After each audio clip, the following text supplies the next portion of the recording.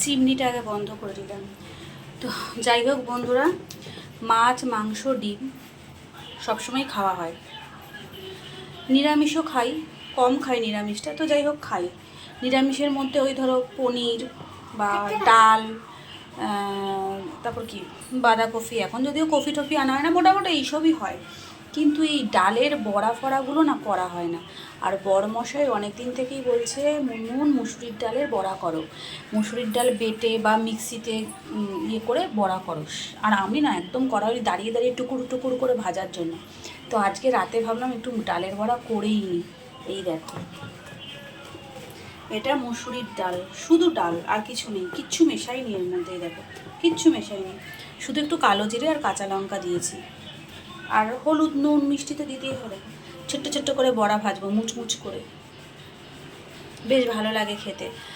আবার অনেকে আছে, অনেকে কেন আমিও করি, বড়া করে তরকারিও করি, তবে এটা তরকারি করবো না, শুধু ভাজাই খাবো।